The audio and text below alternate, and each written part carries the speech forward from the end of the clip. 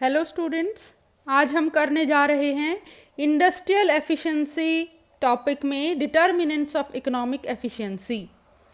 इससे पहले की वीडियो में हमने देख लिया था कि इंडस्ट्रियल एफिशिएंसी क्या होती है। अगर फर्म को हम टेक्निकल यूनिट समझते हैं तो हम बात करते हैं प्रोडक्टिव एफिशिएंसी की। प्रोडक्टिव एफिशिएंसी के दो कंपोनेंट्स हैं, technical efficiency and factor price efficiency.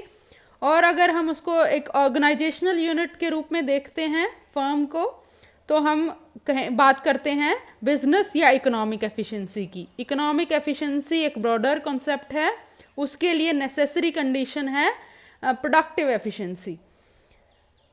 अब हम बात करते हैं determinants of economic efficiency. Economic efficiency को प्रभावित करने वाले कौन कौन से कारण या कारक हैं, तो उसमें हमारे उसको दो भागों में हम बांट सकते हैं, इंटरनल फोर्सेस और एक्सटर्नल फोर्सेस। कुछ इंटरनल फोर्सेस हैं जो प्रभावित करती हैं और कुछ एक्सटर्नल फोर्सेस हैं जो इकोनॉमिक एफिशिएंसी को प्रभावित करती हैं। तो इनको हम डिस्कस करते हैं वन बाय वन। पहले हम ले रहे हैं इंटरनल फोर्सेस। इंटरनल फोर्सेस में पहला हमारा रहेगा टेक्निकल फैक्टर्स। टेक्नोलॉजी से संबंधित जो फैक्टर्स हैं, जिस प्रकार से हमने मशीन, प्लांट, हमने किस प्रकार की मशीन चूज़ करी है फर्म में प्रोडक्शन के लिए, प्लांट साइज़ क्या लिया है, प्रोडक्शन टेक्नोलॉजी हमारी कितनी एडवांस या हमारी पुरानी टेक्नोलॉजी हम यूज़ कर रहे हैं, उस पे एफिशिएंसी डिपेंड करेगी। नेक्स्ट है हमारा मैनेजमेंट फैक्टर्स। मैनेजमेंट जो है वो बहुत ही इम्पोर्टेंट रोल प्ले करती है किसी भी फर्म में या इंडस्ट्री में। अगर मैनेजमेंट एफिशिएंट प्लानिंग करती है, वो डिवीज़न ऑफ लेबर करती है, लेबर का डिवीज़न करती है, उसी पे हमारा स्पेशलाइजेशन बेस्ड होता है। Regulation and coordination of various operations, वो जो बहुत सारे ऑपरेशंस फर्म में जो चल रहे होते हैं उनको किस प्रकार से रेगुलेट या कोऑर्डिनेट करती है, उससे भी हमारा इकोनॉमिक एफिशिएंसी प्रभावित होता है। नेक्स्ट है हमारा फाइनेंशियल मैनेजमेंट। फाइनेंशियल मैनेजमेंट, जो फाइनेंसेस हैं वो उनकी अवेलेबिलिटी कैसे हो रही है, कैपिटल अवेलेबिलिटी वो आसानी से हो रही है या उसके लिए मशक्क़त करनी पड़ रही है। कॉस्ट ऑफ फाइनेंस अरेंजमेंट, जो फाइनेंसेस को अरेंज करने की कॉस्ट है वो कितनी आ रही है। डिस्ट्रीब्यूशन, पहली बात तो फाइनेंसेस को अरेंज करने की प्रॉब्लम, फिर उसको डिस्ट्रीब्यूट करने की प्रॉब्लम।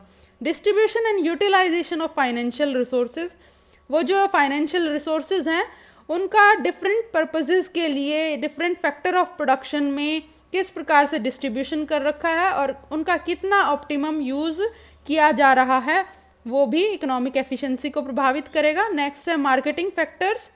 मार्केटिंग फैक्टर्स किस प्रकार की जो सेलिंग स्ट्रेटजी अपनाई हुई है फर्म ने, उस पर भी इकोनॉमिक एफिशिएंसी काफ़ी डिपेंड करेगी।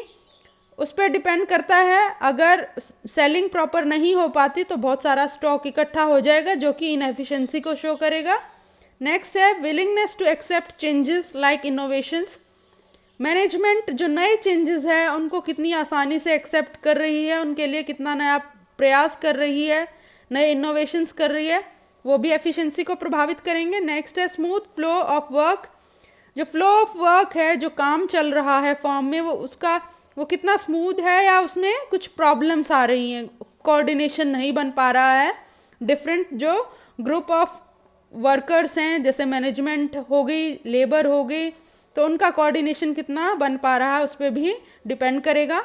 नेक्स्ट है प्रॉपर सुपरविज़न। मैनेजमेंट सुपरविज़न कितना बेहतर कर पा रही है। नेक्स्ट है adequate facilities for work. Work की कंडीशंस क्या हैं, कितनी फैसिलिटीज़ प्रोवाइड कर रखी हैं वर्कर्स के लिए, तो उस पर भी एफिशिएंसी डिपेंड करेगी। बेहतर कंडीशंस हैं तो बेहतर वर्क होगा और बेहतर ही एफिशिएंसी होगी। अगर इनमें कहीं कमी रहती है तो हम उसको कहेंगे ऑर्गेनाइजेशनल स्लैकनेस। ऑर्गेनाइजेशनल स्लैकनेस कि ये जो डिफरेंट फंक्शंस हैं वो प्रॉपर तरीके से नहीं हो रहे, उनमें कहीं ना कहीं कुछ कमी है, तो उसको हम कह रहे हैं ऑर्गेनाइजेशनल स्लैकनेस या इंटरनल इनएफिशिएंसी। इंटरनल इनएफिशिएंसी जिसको लेबनस्टीन ने क्या कहा है, एक्स इनएफिशिएंसी। एक्स इनएफिशिएंसी ये हमने देखे इंटरनल फोर्सेस। अब नेक्स्ट है हमारे एक्सटर्नल फोर्सेस। एक्सटर्नल फोर्सेस में हमारा क्या क्या रहेगा, first is market structure. Market structure बहुत ही इंपॉर्टेंट है इकोनॉमिक एफिशिएंसी को प्रभावित करने के लिए। या इसके साथ मैंने लिखा है कॉम्पिटिटिवनेस। जितना ज़्यादा कंपटीशन होगा उतनी ही एफिशिएंसी इंप्रूव होगी, जितनी मोनोपोलिस्टिक टेंडेंसी होंगी उतना ही कम एफिशिएंटली वर्क होगा, ऐसा समझा जाता है। नेक्स्ट है demand conditions, number and size distribution of buyer. Next है हमारा डिमांड कंडीशंस किस प्रकार की हैं, बायर कैसे हैं, कितने बायर्स हैं और वो कितनी डिमांड कर रहे हैं, वो भी बहुत प्रभावित करेंगे एफिशिएंसी को। नेक्स्ट है नंबर ऑफ कंपीटिंग प्रोडक्ट्स, कितने प्रोडक्ट्स जो वस्तु का उत्पादन हो रहा है उसके कितने कंपीटिंग प्रोडक्ट्स हैं, उस पर भी एफिशिएंसी बहुत निर्भर करती है। अगर ज़्यादा कंपीटिंग प्रोडक्ट्स हैं तो किसी पर्टिकुलर प्रोडक्ट की क्वालिटी को इम्प्रूव करने के लिए काफ़ी एफर्ट्स करने पड़ेंगे और जो एफिशिएंसी को इम्प्रूव करता है।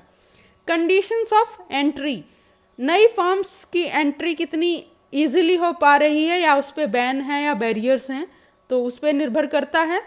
Supply of raw materials, raw material की सप्लाई कितनी स्मूथ है या उसमें कुछ प्रॉब्लम आ रही है, वो प्रॉपर नहीं हो पा रही, तो इनएफिशिएंसी का कारण बनती है। नेक्स्ट है electricity supply. Electricity supply power का एक मेन सोर्स है।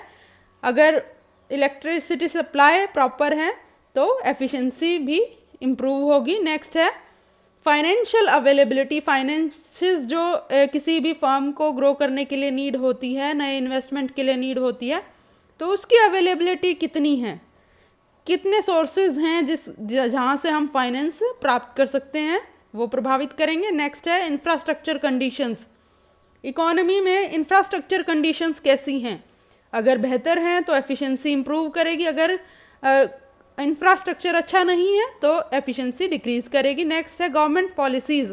गवर्नमेंट पॉलिसीज़ किस प्रकार की हैं, दो प्रकार से प्रभावित कर सकती है गवर्नमेंट, टैक्सेस और सब्सिडीज़ के थ्रू।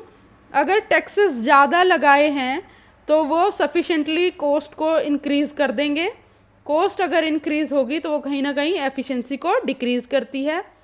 सब्सिडीज़, अगर बहुत ज़्यादा सब्सिडीज़ दे रखी हैं तो वो उस फर्म की सिक्योरिटी को बढ़ा देती हैं और वो एफिशिएंसी इंप्रूव करने के लिए एफर्ट्स अपने कम कर देती है। मोनोपोलिस्टिक टेंडेंसी उससे बढ़ जाती है क्योंकि बाकियों की एंट्री इतनी आसान नहीं रह पाती और ये कारण बनती है decline in efficiency, efficiency decrease हो जाती है। नेक्स्ट है हमारा नेचुरल फैक्टर्स। वेदर कंडीशन किसी कंट्री में कैसी हैं, रॉ मटेरियल अवेलेबिलिटी हमारी निर्भर करती है नेचुरल रिसोर्सेज पे और फर्टिलिटी ऑफ सॉइल पे। एग्रीकल्चर हमारी कैसी है या नेचुरल रिसोर्सेज कितने हैं, तो उस पर डिपेंड करेगा कि रॉ मटेरियल्स की अवेलेबिलिटी कितनी है।